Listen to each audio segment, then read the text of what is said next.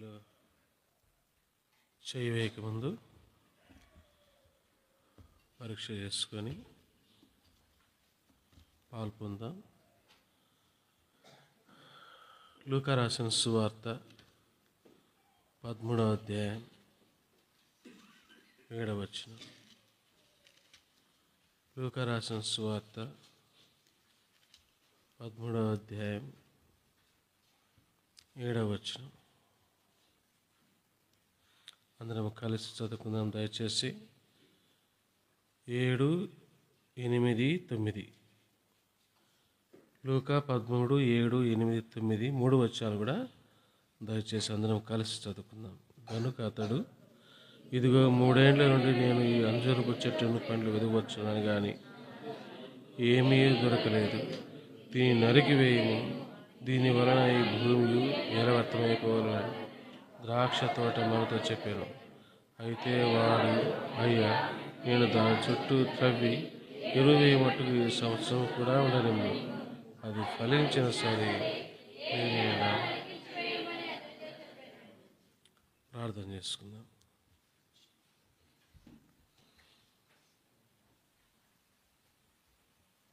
ప్రేమగల తండ్రి, కృపలైన గొప్ప దేవ, మరోసారి నూతన సంవత్సరంలో నా జీవితాన్ని, నా ఆయుష్ను నువ్వు కాపాడి భద్రపరచి తండ్రి 2025వ సంవత్సరం నువ్వు నాకు అనుగ్రహిస్తూ వచ్చినందుకు స్తోత్రములు. అవును తండ్రి, సంవత్సరాలు మొదలుకొని సంవత్సరాంతం వరకు నీ కను దృష్టి నాపైన ఉంచి కునుగక నిద్రపోక ఉన్నతమైన ఆకాశంలో నన్ను దర్శించి తండ్రి నా ప్రయాణాల్లో, నా మార్గమంతటిలో నాకు తోడుగా ఉండి నువ్వు దూతలను కావలించి నా ప్రభువా, ఏ తెగులు నాకు రాకుండా, రోగము నన్ను సమీపించకుండా, ఒకవేళ వచ్చిన వాటిలో నన్ను విడిపించి సంరక్షించిన దేవుడి వెనుకై స్తోత్రం చెల్లిస్తున్నాను. తండ్రి, భూమి యొక్క పంట పొలమును నాకు అనుగ్రహించి తండ్రి ఆయా ఋతువులను, ఆయా రకాల ఆహార పదార్థాలు నాకు అనుగ్రహించి మేలుతో ఉల్లాసంతో నన్ను నింపిన నా దేవునికి ఈ సంవత్సరం అంతా కూడా తండ్రి ఈ విధంగా నేను క్షేమంగా ఉండగలుగుతున్నానంటే, ఆహారం భుజించగలుగుతున్నానంటే, సంతోషంగా ఉండగలుగుతున్నానంటే, ఆరోగ్యంతో ఉండగలుగుతున్నానంటే తండ్రి, అది కేవలం నీ కృపని నమ్మి తండ్రి నీ కనుదృష్టి నాపై నుంచి నువ్వు తీసుకున్న శ్రద్ధని తండ్రి భావించిన వాడిని నా స్తుతి ఆరాధనకి చెల్లిస్తున్నాను. తండ్రి, నీ ప్రియ బిడ్డలముగా నీ కుమారుని రక్తానికి, శరీరానికి సాదృశ్యంగా ఉన్నటువంటి రొట్టెలో ద్రాక్షరసంలో పాలు పొందుతుండగా మమ్మల్ని మేము పరీక్ష చేసుకున్నట్టుగా మా సహాయం చేయండి. నిలబడుతున్నాను, బలహీనను బలపరచండి. యేసుప్రభు నామంలో ప్రార్థించి స్తుతించి వేడుకుంటున్నాము తండ్రి, ఆమేన్.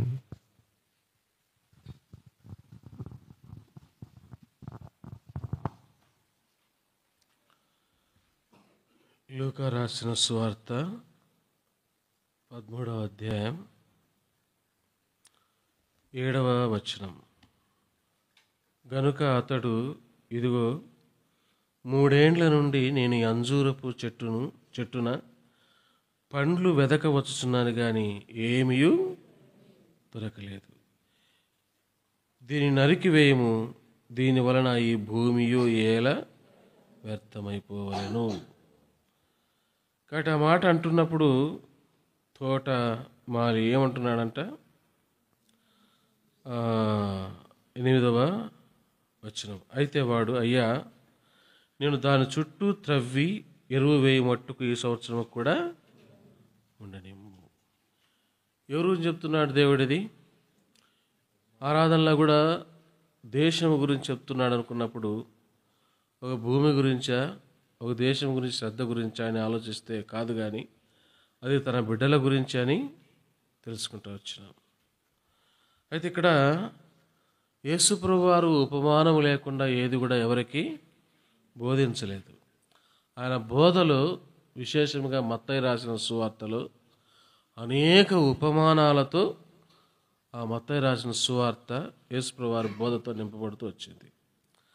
పై వచనాలు కూడా మనం గమనిస్తే 13వ అధ్యాయము పై వచనాలు మనము కొంత గమనించగలిగితే చూడండి, 5వ వచనం ఏమన్నాడు?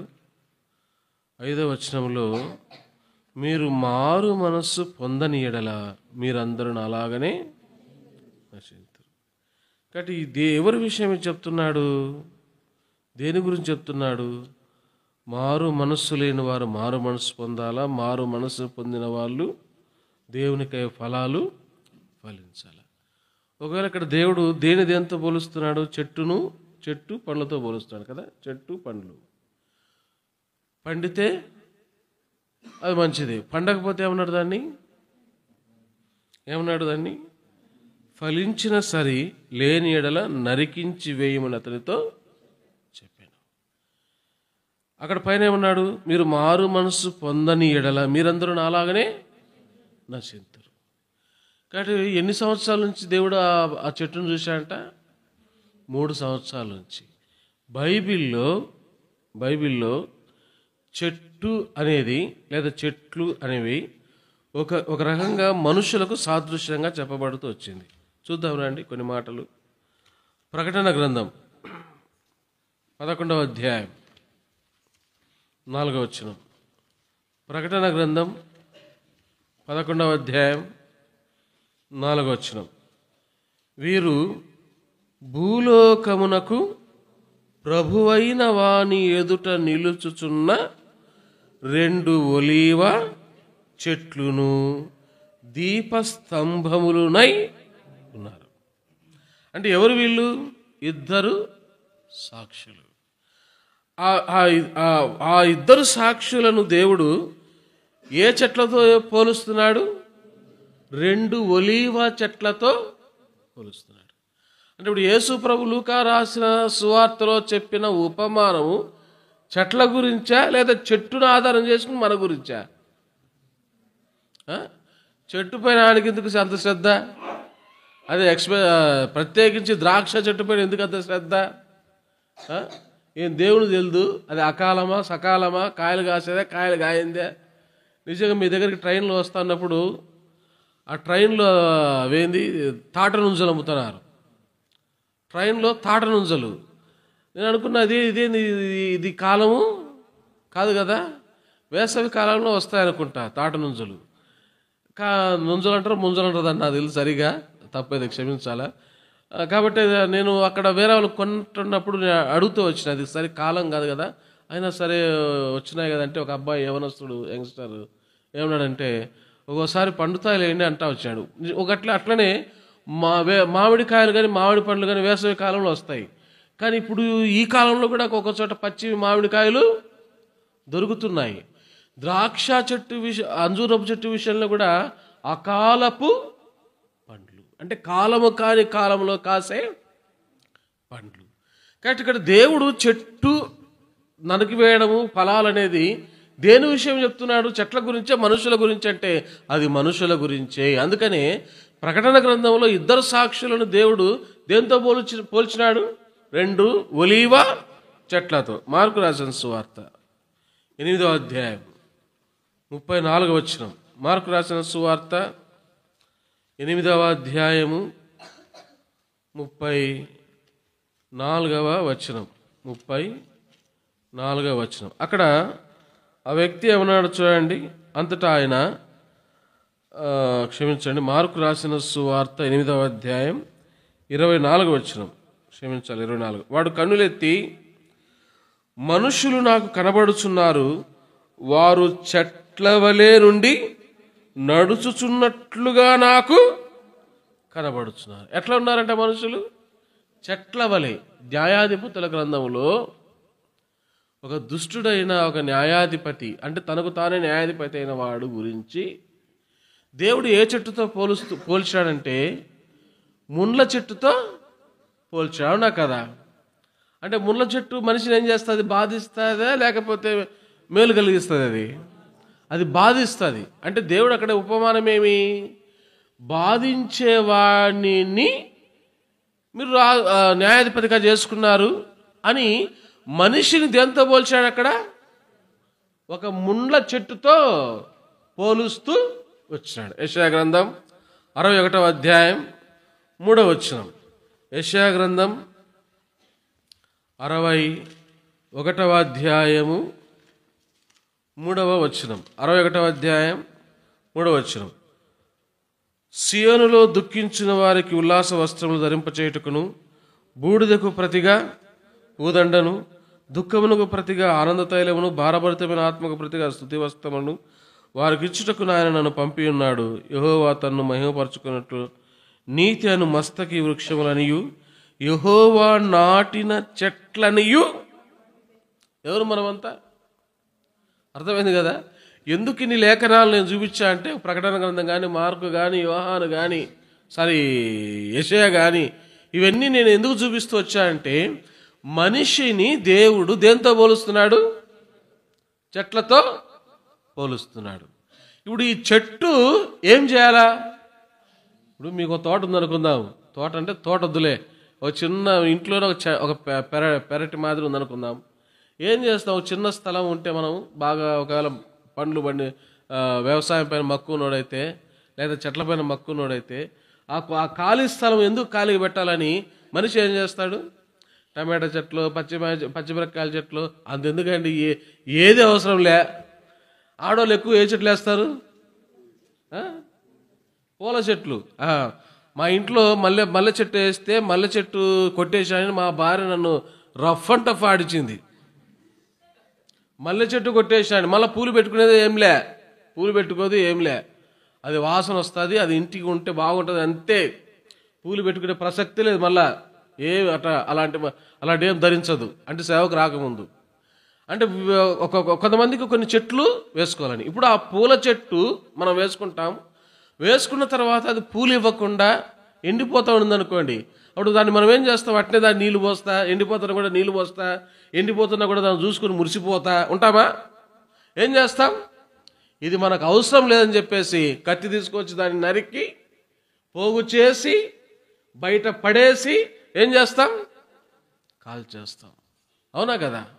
నువ్వు నాటుకున్న చెట్టే నీకు ఉపయోగపడకపోతే దాన్ని నువ్వు కాల్చేసినప్పుడు, నరికేసి, దేవుడు నిన్ను నాటుకున్నప్పుడు, అనేక సంవత్సరాలు నీకు సమయం ఇచ్చినప్పుడు, నీకు ఎరువు వేసి నీళ్లు పోసి భూసారాన్ని నీకు ఇచ్చి ఆయన కృపచేత నిన్ను బ్రతకనిచ్చినప్పుడు, నీవు ఆ దేవుని కోసం ఫలాలు ఫలించకపోతే, ఇప్పుడు నీ విషయం కూడా దేవుడేమంటాడు? ఈ చెట్టు వలన ఈ భూమి ఎలా, దీన్ని నరికే అంటున్నాడు దేవుడు. ఆ చెట్టు ఎవరో కాదు, నువ్వు. అందుకని ఇక్కడ ఏమన్నా అంటే 61వ యెషయా గ్రంథం 61వ అధ్యాయంలో చివరి లైన్లో, 3వ వచనం చివరి లైన్లో, నీతి అను మస్తకి వృక్షములనియు, యెహోవా నాటిన చెట్లనియు వారికి పేరు పెట్టబడను. చూడండి, హెబ్రీయులకు రాసిన పత్రికలో గ్రంథకర్త చక్కగా దాన్ని వర్ణిస్తాడు. అసలు చెట్లు ఏం చేయాలా? 6వ అధ్యాయం, హెబ్రీయులకు రాసిన పత్రిక 6వ అధ్యాయం 7-8 వచనాలు. 6వ అధ్యాయం 7-8 వచనాలు. 8 ఎట్లనగా, భూమి తన మీద తరచుగా కురియు వర్షమును త్రాగి ఎవరి కొరకు వ్యవసాయము చేయబడనో వారికి అనుకూలమైన పైరులు ఫలించుచు దేవుని ఆశీర్వచనము పొందురు. అయితే ముండ్ల తుప్పులను గచ్చ తీగలను దాని మీద పెరిగినడలా అది పనికి రానిదని విసర్జింపబడి శాపము పొంద తగినదగును, తుదకది కాల్చివేయబడు. ఎలాంటిదంట? ఒకవేళ మనిషికి ఉపయోగపడేటువంటి చెట్టుగా అది ఉండకుండా, ఎలాంటి చెట్లు? ముండ్ల తుప్పలు గచ్చ తీగలు ఒకవేళ పెరిగితే, అలాంటి చెట్లను వ్యవసాయదారుడు ఏం చేస్తాడంట? ఏం చేస్తామన్నాడు అక్కడ? దాన్ని పనికి రానిదని విసర్జింపబడి శాపం వస్తుందంట. లాస్ట్కు తుదకది ఏమైపోద్దంట? కాల్చేయబడతాడు. నిజంగా దేవుడు కూడా మనల్ని ప్రేమించి ఆ తోటమాల ఏమన్నాడు? అయ్యా, ఫలాలు లేకపోయినా సరే 3 సంవత్సరాలు చూసినావు కదా, ఏమన్నాడు? మళ్ళా ఇంకొక సంవత్సరం అండి, అది ఫలించిన సరే, లేకపోతే దాన్ని మనం ఏం చేస్తాం? నరికేస్తాం.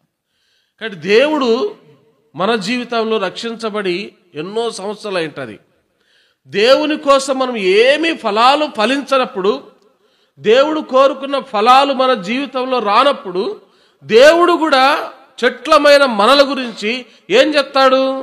ఉండని అంటాడా, కొట్టే అంటాడా? ఉండని అంటాడా, కొట్టే అంటాడా? కొట్టేస్తాడండి, అంతే. ఎప్పుడు కొట్టేస్తాడో తెలియదు. ఎన్నిసార్లు గద్దించినను లోబడకపోతే ఆశీర్వాదాల వెంటనే ఏం చేస్తున్నాడు? అది ఎప్పుడు పోతామో తెలియదు. ఆయన కోసం ఫలించకపోతే ఎప్పుడు పోతామో తెలియదు. బైబిల్లో కొంతమంది మనం చూస్తామండి, వాళ్ళని దేవుడు చెట్లతో పోల్చినాడు, వారు నరికేసినాడు. ఎందుకు నరికేసినాడు? రండి చూద్దాం. 80వ కీర్తన 8వ వచనం. 80వ కీర్తన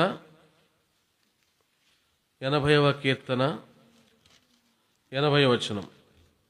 క్షమించండి, 80వ కీర్తన 8వ వచనం. నీవు ఐగుప్తులో నుండి ఒక ద్రాక్షావళిని తెచ్చితివి, అన్యజనులను వెళ్ళగొట్టి దాని నాటితివి. ఎవరి చెట్టు? నీవు ఐగుప్తులో నుండి ఒక ద్రాక్షావళిని తెచ్చితివి, అన్యజనులను వెళ్ళగొట్టి దాని నాటితివి. ఎవరండి ఆ చెట్టు? ఎవరు నాటబడిన చెట్టు? ఎవరి చెట్టు? ఇశ్రాయేలు ప్రజలు. ఎవరు వీళ్ళంతా? ఇశ్రాయేలు యొక్క ప్రజలు. అందుకని ఒక చోట అంటాడు, యూదా ద్రాక్ష వనం అంటాడు, ద్రాక్ష తోట అంటాడు. ఎవరి గురించి? యూదుల గురించి, ఇశ్రాయేలు ప్రజల గురించి. ఇప్పుడు దేవుడు ఐగుప్తులో ఉండి విడిపించి ఒక చెట్టును తెచ్చుకొని నాటుకున్నాడంటే ఆ చెట్టు ద్వారా ఏం కోరుకుని ఉంటాడు దేవుడు? అవునా కదా? ఇప్పుడు మీరు ఎక్కడన్నా నర్సరీకి పోయో ఎక్కడన్నా మంచి చెట్ల కాడికి పోయి అమ్మే కాడికి పోయి ఒక చెట్టును మీరు తెచ్చుకున్న తర్వాత, ఇంట్లో నాటుకున్న తర్వాత అది పచ్చగా ఉండకుండా, పండ్లు ఇవ్వకుండా అది ఎండిపోతా ఉంటే ఏం చేస్తాం మనం? దాన్ని ఏం చేస్తాం? బయట పడేస్తాం, పీకి పడేస్తాం. ఇప్పుడు దేవుడు కూడా ఇశ్రాయేల్ ప్రజలను దేంతో పోలుస్తున్నాడు? ఆయన ఒక నాటిన ద్రాక్షావల్లి చెట్టుతో పోలుస్తున్నాడు. ఇప్పుడు ఈ చెట్టు ఏం చేయబడింది? యెషయా గ్రంథం 5వ అధ్యాయం. రండి, యెషయా గ్రంథం 5వ అధ్యాయం 2వ వచనం. ఆయన దానిని బాగుగా త్రవ్వి రాళ్లను ఏరి అందులో శ్రేష్టమైన ద్రాక్ష తీగలను నాటించను, దాని మధ్యను బురుజు ఒకటి వేయించి ద్రాక్ష తొట్టిని తొలిపించను, ద్రాక్ష పండ్లు ఫలింపవలను ఎదురు చూచుచుండెను గాని అది కారు ద్రాక్షలు కాచెను. పైన ఏమన్నాడు? 5వ అధ్యాయం 1వ వచనంలో, నా ప్రియుని గురించి పాడేదని వినుడి, అతని ద్రాక్ష తోటను బట్టి. ఏముందంట ఆయనకి? ద్రాక్ష తోట. ఎవరు ఆ తోట? ఎవరు ఆ వనం? ఎవరు ఆయన తెచ్చి నాటుకున్న చెట్టు? దేవుని యొక్క ప్రజలు, ఇశ్రాయేలు ప్రజలు. ఇశ్రాయేలు ప్రజలను దేవుడు నాటుకుంటే ఒక చెట్టుగా, ఆ చెట్టు నుంచి ఏం ఆశించాడంటే దేవుడు దానికి రాళ్ళు తీసేసి, ఏరి వేసేసి, దానికి భద్రత కల్పించి దాని నుంచి ఏమి కోరుకున్నాడంట? ద్రాక్ష పండ్లు ఫలింపవలనని ఎదురు చూచుచుండెను. చెట్టు నాటుకున్న చెట్టులోంచి దేవుడు ఏం చూశాడు? ఏమి కావాలనుకున్నాడు? ద్రాక్ష పండ్లు కావాలనుకున్నాడు. కానీ ఆ చెట్టట, ఆ ద్రాక్ష చెట్టట, ఐగుప్తులో తీసుకొని వచ్చిన ఆ ద్రాక్ష చెట్టట ఏ కాయలు కాసిందంట? కారు ద్రాక్షలు. ఏమంటే ఇప్పుడు ఆ చెట్టును ఉండియాలా, పడగొట్ట, నరికేయాలా? నరికేసినట్లు మనం చూడగలమా బైబిల్లో ఈ ద్రాక్ష చెట్టును? ఏమండి, నరికి వేసినట్లు ఈ ద్రాక్ష చెట్టును మనం బైబిల్లో చూడగలమా? చూడొచ్చండి. దండి, నిర్గమాకాండం 32వ అధ్యాయం 10వ వచనం. నిర్గమాకాండం 32వ అధ్యాయం 10వ వచనం. కావున నీవు ఊరకుండవు, నా కోపము వారి మీద మండును, నేను వారిని కాల్చివేసి. ఏమండి, కాల్చివేసేది ఎవరినండి? ఎవరిని కాలుస్తామన్నాడు దేవుడు? మొదట చెట్టును కాల్చేస్తామన్నాడు.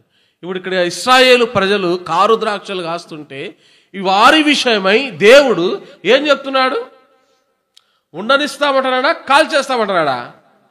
దేవుడు అక్కడ కూడా కాల్చేస్తామంటే అడ్డుపడ్డాడండి ఒక తోటమాలి. ఎవరైనా? మోషే.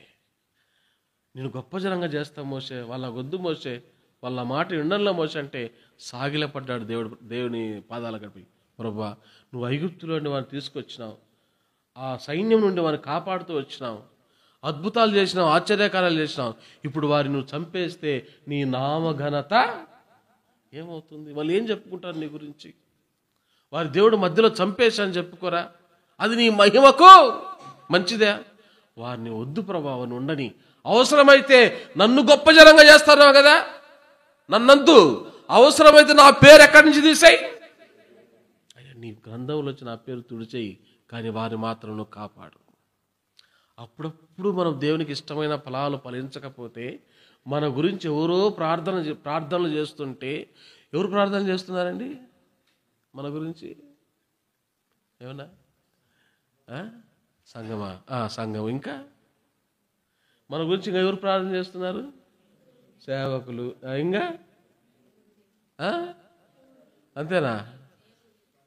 తండ్రి కుడి పార్శ్వమున యేసుప్రభువు వారు కూర్చుండి, ఒరే తండ్రి, అహరోను వాక్యం ఎగిరెగిరి చెప్తున్నాడు, వాడు సరిగా జీవితం లేదు, అయినా ఇంకో సంవత్సరం వానికి తండ్రి, వాడు ఫలిస్తే సరి, లేకపోతే 2026లో వాడిని నరికేద్దాంలే అని నా కోసము తండ్రి కుడి పార్శ్వమున ఎవరు ప్రార్థన చేస్తున్నారు? మన బలహీనతల విషయమై యేసు ప్రభు ప్రధాన యాజకుడుగా తండ్రి దగ్గర నిత్యము విజ్ఞాపన చేస్తున్నాడు. మనం నరికివేయకూడదని, మనం ఫలాలు ఫలించాలని, మంగా ఆ తోటమాలి మనకి ఇంకా ఎరువు వేస్తున్నాడు. ఏంటి ఆ ఎరువు? వాక్యం. నీళ్లు పోస్తున్నాడు. ఏంటి ఆ నీళ్లు? వాక్యం. వాక్యం. కాబట్టి చెట్టువైన ఆయన నాటుకున్న చెట్టువైన నీవు, ఆయన రక్షించుకున్న చెట్టువైన నీవు కారు ద్రాక్షలు కాకుండా ఆయనకు నచ్చిన పండ్లు ఫలించాలని. ఇశ్రాయేలు ప్రజలు ఫలించలేదండి. ఏం చేస్తామన్నాడు మోషేతో? అయ్యా, ఈ చెట్లు నాకు అవసరం లే. ఏం చేస్తామన్నాడు? వాటిని నరికేస్తా, కాల్చేస్తా అంటున్నాడు. కాల్చేస్తా అంటున్నాడు. చూడండి, యూదా రాసిన పత్రిక 5వ అధ్యాయం ఉందా? ఒకటేనా? నా దాంట్లో కూడా ఒకటే ఉంది. అయితే యూదా రాసిన పత్రిక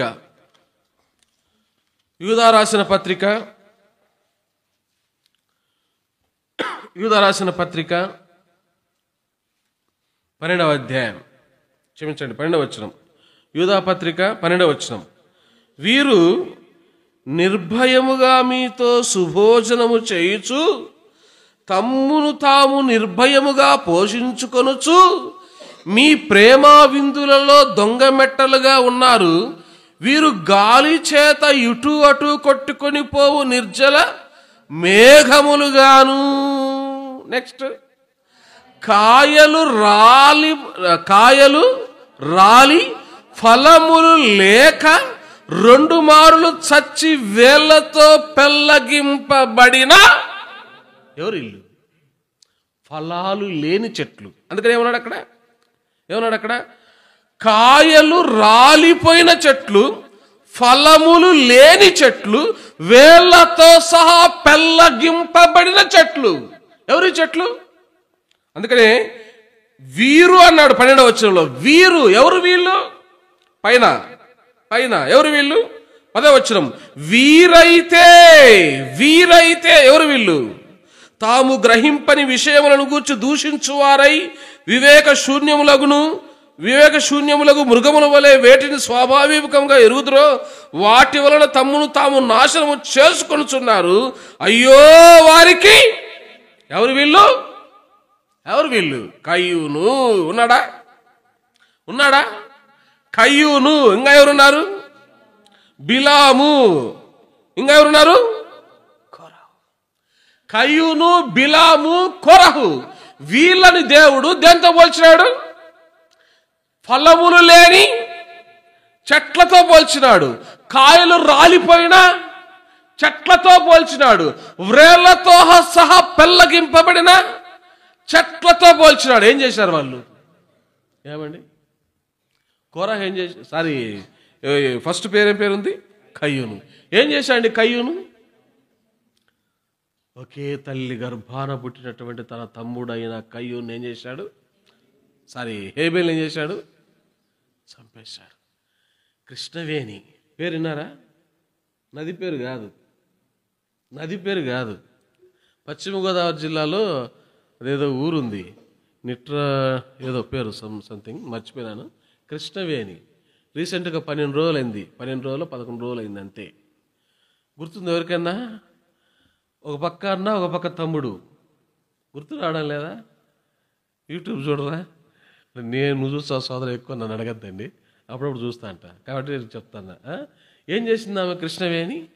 తండ్రి టీచర్ అయితే పక్షవాతం వచ్చి మంచాల నుండి చచ్చిపోతే, కొంత ఆస్తి ఉంటే, సొంత చెల్లెలు, సొంత అక్క, ఒక అతనికి అక్క, ఒక అతనికి చెల్లెలు, సొంతం, ఒకే తండ్రి గర్భాన పుట్టిన సంతానం.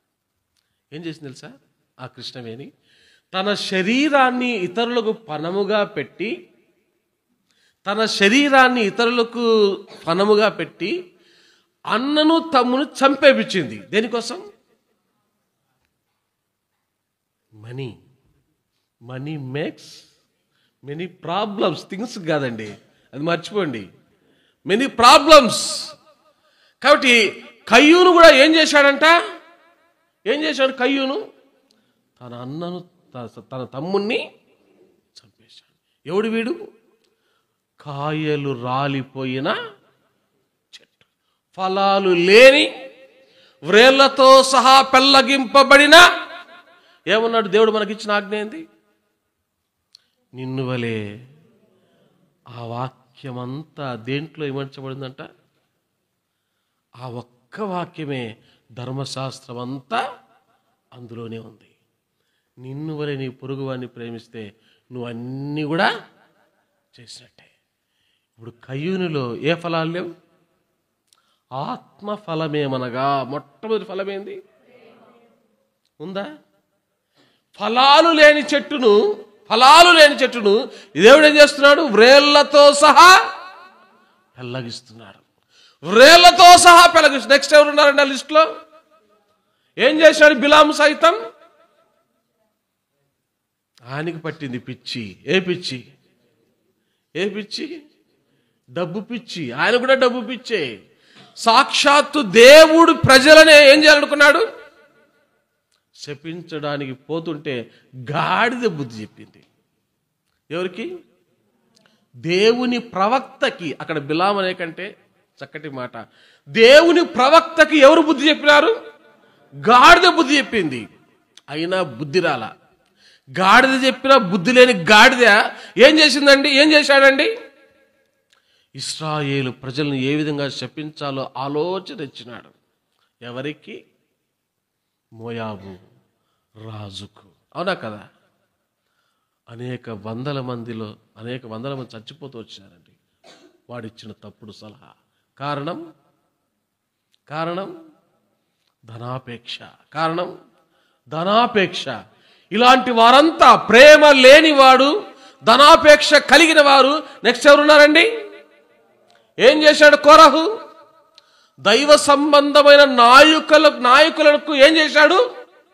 తిరుగుబాటు. దేవుని నాయకుల పైన తిరుగుబాటు, దేవుని సేవకుల పైన. నువ్వేనా బోధించేది? మాకు రాదు బోధ, నువ్వు దిగు, మేము బోధిస్తాం. ఎవరన్నారు ఆ మాట? కోరహు కుమారులు. ఏమైనారు?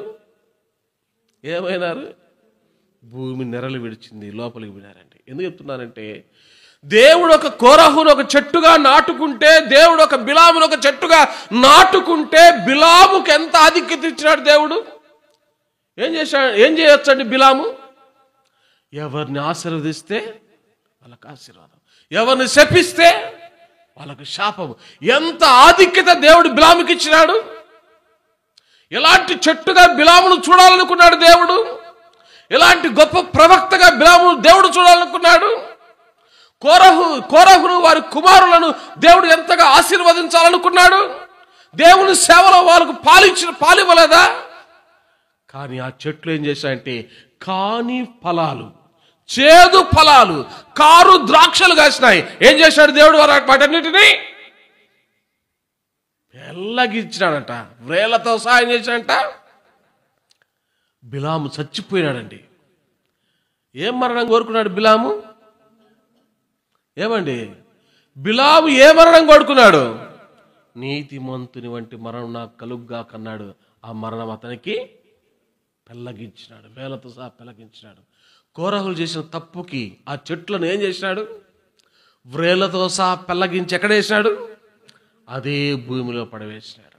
ఏ భూమిలో అయితే నాటుకున్నాడో అదే భూమిలో ఏం చేశాడు? దేవుడు పడేశాడండి, పడేశాడు. ఏం చెప్తున్నా అంటే, దేవుడు కూడా మనల్ని ఒక చెట్లతో పోలుస్తున్నాడు. అయ్యా, ఒక్కో చెట్టు కాడికి జాన్ ఒక చెట్టు కాడికి, శాంసన్ అని ఒక చెట్టు, ఆ చెట్టు కాడికి అహరోన్ అదొక చెట్టు, ఆ చెట్టు కాడికి వచ్చి మరియమ్మ ఉన్నారు. ఎవరన్నా మరియమ్మ? ఎవరిక? మీ గురించి కాలేక మరియమ్మ ఆ చెట్టు కాడికి వచ్చి చూసినప్పుడు ఆ చెట్లల్లో ఫలాలు లేకుండా కారు ద్రాక్షలు, కారు పొలాలు ఫలిస్తే దేవుడు ఏం చేస్తాడు? ఏమండి, చూస్తాడు. 2023 చూశాడు, ఓకే ఫలాలు లేవు, చూద్దాం. 2024 అయిపోయింది, ఫలాలు లేవు, ఓకే ఇంకొక సంవత్సరం ఎక్స్ట్రా గ్రేస్ పీరియడ్, ఇంకొక సంవత్సరం 2000 చూస్తాడు, చూస్తాడు, చూస్తాడు. ఫలించకపోతే ఏం చేస్తాడు? నరికేస్తాడు, నరికేస్తాడు. దానియేలు గ్రంథంలో ఒక చెట్టును చూసి మనం బలలో పాలు పొందామండి. దానియేలు గ్రంథం 4వ అధ్యాయం, ఆ చెట్టును చూసి మనము బలలో పాలు పొందుదాం. దానియేలు గ్రంథము 4వ అధ్యాయం 4వ వచనం. దానియేలు గ్రంథం 4వ అధ్యాయం 4వ వచనం. నెబుకద్నెజరుని నేను నా ఇంట విశ్రాంతియు నా నగరమందు క్షేమమును గలవాడనయుండి ఒక కల కంటిని, అది నాకు భయము కలుగజేసెను. నేను నా పడక మీద పరుండి ఉండగా నా మనస్సున పుట్టిన తలంపులు. 14 వచ్చిన చూడండి, ఆ కళలో ఏమొచ్చిందో. 13 వచ్చిన. మరియు నేను నా పడక మీద పడుకొని ఉండి నా మనస్సునకు కలిగిన దర్శనమును చూచుచుండగా జాగరూకుడకు ఒక పరిశుద్ధుడు ఆకాశం నుండి దిగి వచ్చి ఇలాగ బిగ్గరగా ప్రకటించను, ఈ చెట్టును నరికి, గమనించండి, ఈ చెట్టును నరికి దాని కొమ్మలను కొట్టి దాని ఆకులను తీసివేసి దాని పండ్లను పారవేయడి, పశువులను దాని నీడ నుండి తోలివేయడి, పక్షులను దాని కొమ్మల నుండి ఎగురగొట్టుడి. ఎవరి చెట్టు? ఏమండి, తీసేయమంటారు ఆ చెట్టుని. ఎవరు ఆ చెట్టు? రాజైన నెబుకద్నెజరు. ఎవరు తెచ్చి నాటుకున్నారండి చెట్టుని? ఏమండి, ఈ నెబుకద్నెజరు అనే చెట్టును తెచ్చి నాటుకున్న వాడెవరు? ఈ నెబుకద్నెజరు అనే చెట్టుకు అధికారం ఇచ్చిన వాడెవడు? ఏమండి, కొమ్మలు తీసేయమంటున్నాడు, పండ్లు తీసేయమంటున్నాడు.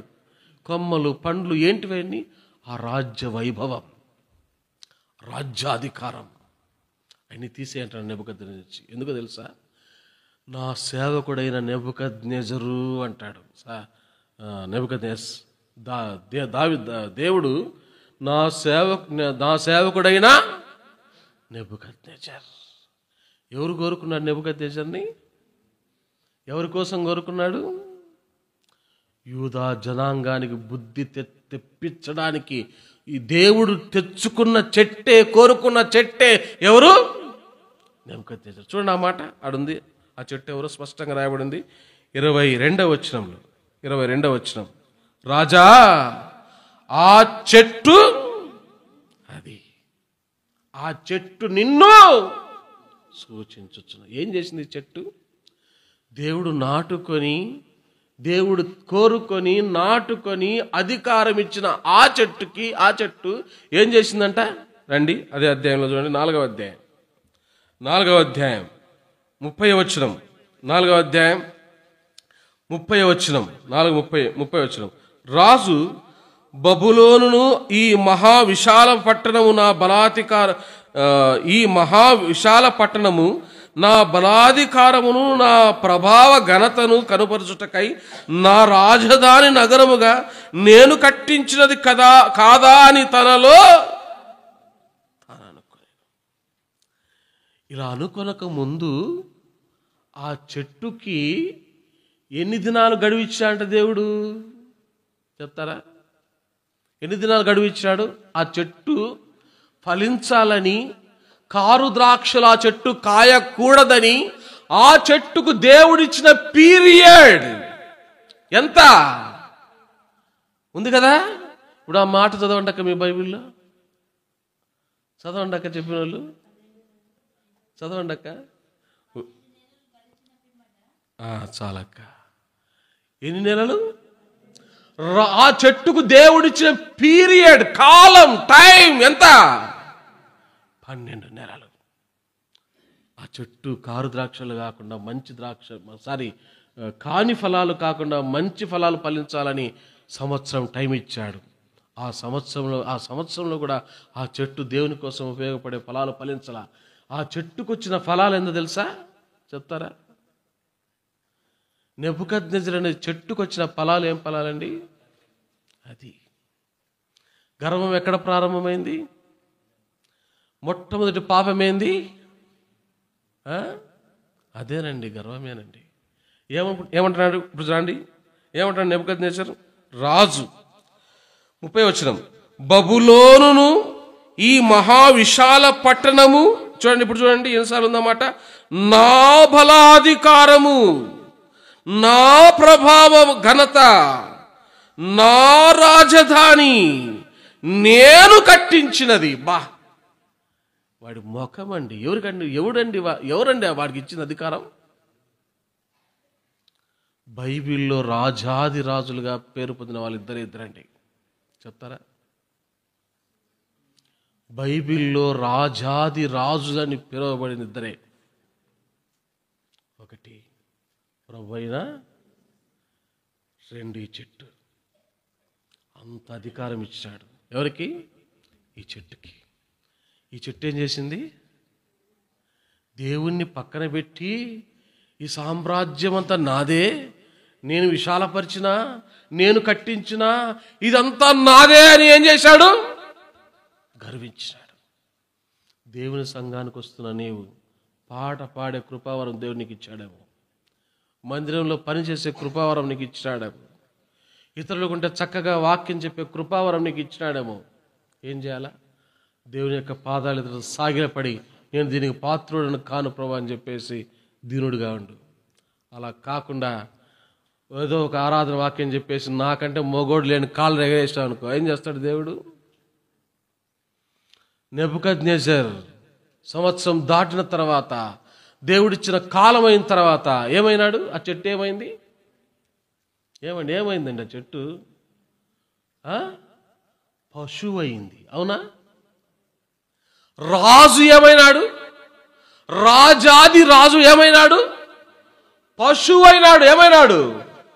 పశువుగా మారినాడు. కారణం ఏందో తెలుసా? కాని ఫలాలు, కారు ద్రాక్షలు, చేదు పండ్లు, దేవుడు కోరుకొరని ఫలాలు ఆ చెట్టు ఫలించింది. రాజా, ఆ చెట్టు నీవే. లూకా రాసిన సువార్తలో ఎందుకు రాయించాడు కూడా దేవుడు ఆ మాట?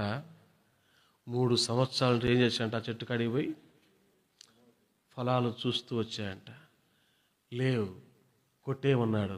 తోటమాలు ఏం చేశాడు? బ్రతిమిలాడు. అయ్యా, ఇంకొక సంవత్సరం మనందరికీ చెప్పే, నాకైనా వినే మీకైనా, దేవునికి ఇష్టమైన ఫలాలు అప్పుడప్పుడు మనం ఫలించకపోకుండా, కారు ద్రాక్షలు, కాని ఫలాలు, రాలిపోయే ఫలాలు, ఆయనకి ఇష్టము కాని ఫలాలు మనం ఫలిస్తున్నప్పుడు దేవుడు మనల్ని కూడా ప్రేమించి ఏం చేశాడు? ఏం చేస్తున్నాడు? ఇంకా ఒక సంవత్సరం మన జీవితాలకు ఇస్తున్నాడు. పరీక్ష చేసుకుందాం. ఎక్కడ మనం తప్పుతున్నాం? గర్వమా? ధనాపేక్ష? అసూయన? కయ్యూన్లో ఏముంది? సంఘంలో లైవ్ పోతుంది, నాకు భయంలే. ఒక సేవకుడు చక్కగా వాడబడతాడు, ఇంకొక సేవకుడికి ఏముంటుంది? గర్వమా? అసూయ. ఈయన తొక్కాలని అనుకుంటాడు. ఎవరు? సేవకులే. సంఘంలోకి విశ్వాసం ఎదుగుతా అంటే ఇంకొక విశ్వాసకి పెడతాడు. అప్పుడే మంట శాతాలు వచ్చి, వాడు మన కమ్యూనిటీ కదరా, వాడు మన ఊరోడు కదరా, కాదురా వాడు, వాడు సంఘంలో ఎదగడానికి ఒప్పుకోం రా మేము. కులం అడ్డొస్తుంది, ప్రాంతం అడ్డొస్తుంది, బంధుత్వాలు అడ్డు వస్తాయి. ఏ ఫలాలు మనం ఫలిస్తున్నాం? గర్వమా, ధనాపేక్ష, అసూయల, ప్రేమ లేని తత్వాల, ఒకవేళ కాని ఫలాలు, అలాంటి వాటిలో ఏదైనా కాని ఫలాలు మనలో ఉంటే ఏం చేద్దాం? పరీక్షించుకొని ప్రభా నీకోసం ఒక శ్రేష్టమైన ఫలాలు ఫలించే చెట్టుగా నన్ను చేయి ప్రభా అని యోగ్యమైన రీతిలో ప్రభు యొక్క బలలో పాల్పొందాం.